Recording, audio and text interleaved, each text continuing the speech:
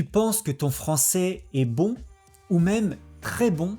On va le découvrir ensemble. Aujourd'hui, je te propose un défi simple. Si tu connais ces 10 règles de grammaire, ton français est déjà à un niveau très avancé. Mais attention, même des francophones natifs font parfois des erreurs sur certaines de ces règles. Donc, ne sois pas trop sûr de toi.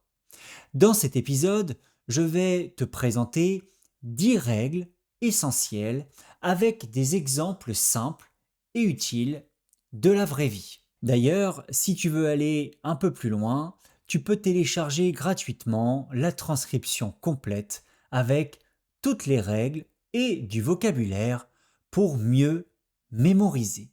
Je t'ai mis le lien dans la description. Alors, j'espère que tu es prêt. C'est parti, on démarre tout de suite.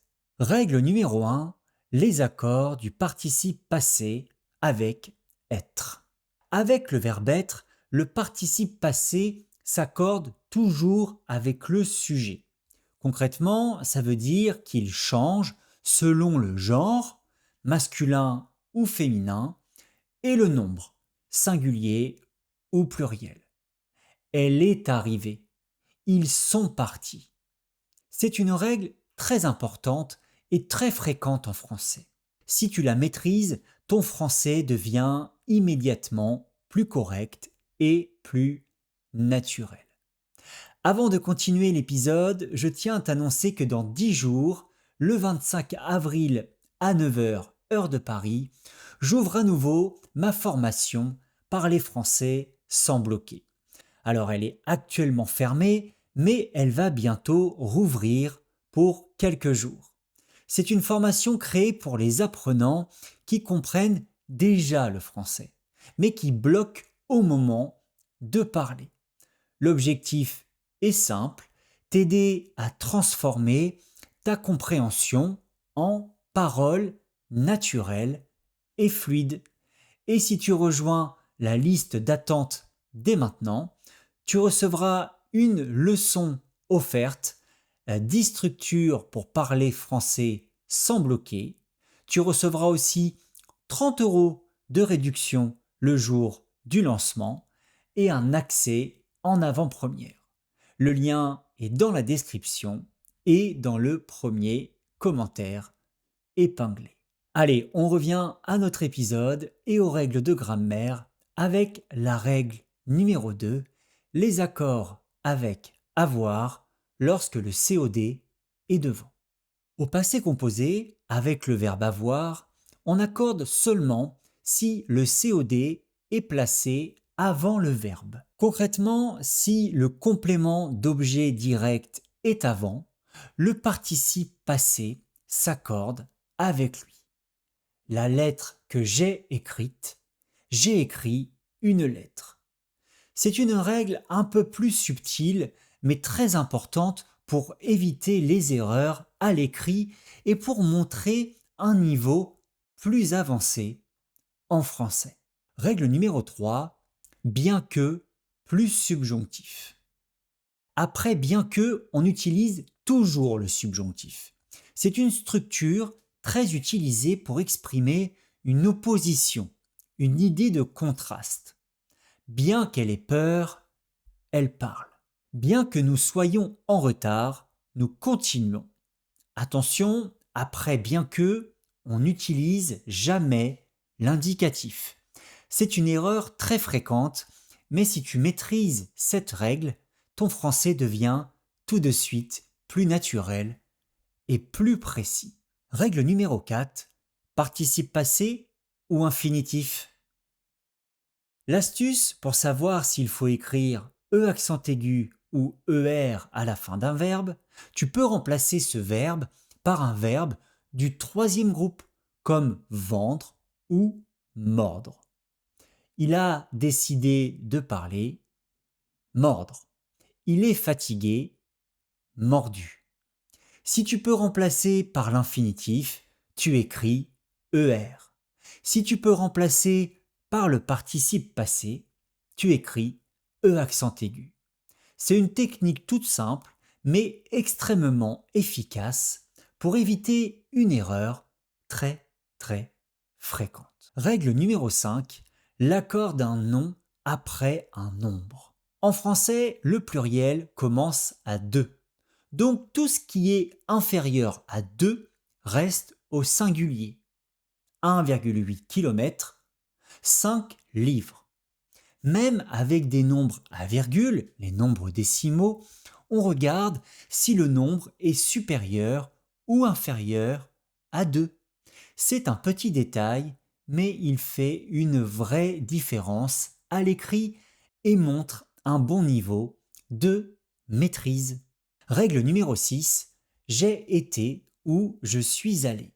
On utilise le verbe aller pour parler d'un mouvement, d'un déplacement. On utilise le verbe être pour parler d'un état ou d'une situation. Je suis allé chez un ami, j'ai été très occupé. C'est une distinction importante car beaucoup d'apprenants confondent les deux. Bien comprendre cette différence permet de parler de manière plus précise et plus naturelle. Règle numéro 7, après que plus indicatif. Contrairement à bien que ou avant que, on utilise toujours l'indicatif après que, parce qu'on parle d'une action réelle, déjà réalisée. Après qu'elle a terminé, elle est partie. Après que nous avons mangé, nous sommes sortis. Ça peut te paraître bizarre, mais c'est pourtant la vraie règle de grammaire.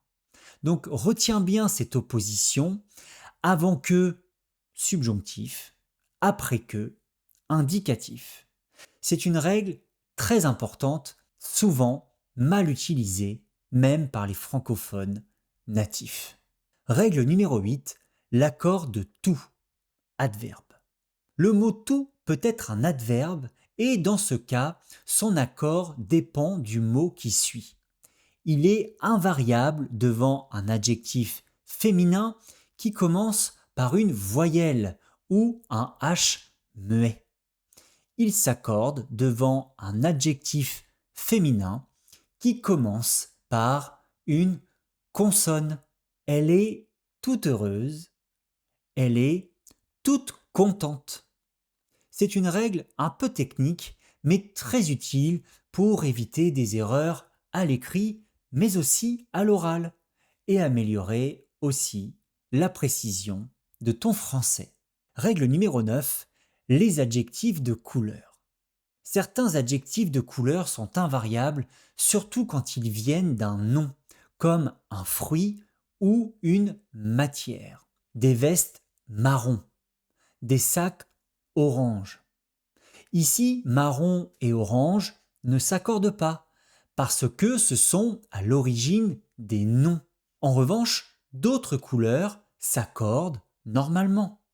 Si tu comprends cette logique, tu évites une erreur très fréquente et tu améliores ton français écrit. Règle numéro 10, l'heure et l'heure.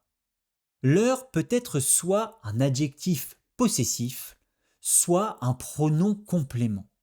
Devant un nom, c'est un adjectif possessif et il s'accorde avec le nom. Leur projet, par exemple. Devant un verbe, c'est un pronom complément et il reste invariable. Je leur explique la règle. Attention, on ne met jamais de S à l'heure devant un verbe. C'est un piège très courant, mais une fois que tu le connais, tu ne feras plus l'erreur. Tu vois, au final, toutes ces règles ne sont pas là pour te compliquer la vie. Elles sont là pour t'aider à parler avec plus de précision, plus de clarté et surtout plus de confiance. Mais ce qui fait vraiment la différence, ce n'est pas seulement la grammaire, c'est ce que tu fais avec. Parce que progresser en français, ce n'est pas attendre d'être parfait, c'est pratiquer, tester, faire des erreurs et recommencer. petit à petit, tu construis quelque chose de solide, quelque chose de naturel. Et comme le disait Jean-Paul Sartre, on ne naît pas courageux, on le devient. Alors parle, même imparfaitement, même si tu fais des erreurs de grammaire, un peu chaque jour, et ton français va vraiment changer. Merci beaucoup de m'avoir suivi jusqu'à la fin de cet épisode. N'oublie pas de t'inscrire sur la liste d'attente pour la formation Parler français sans bloquer. On se retrouve très vite pour un prochain épisode sur la chaîne Apprendre le French. En attendant, bon courage pour ton apprentissage du français. À bientôt. Bye bye.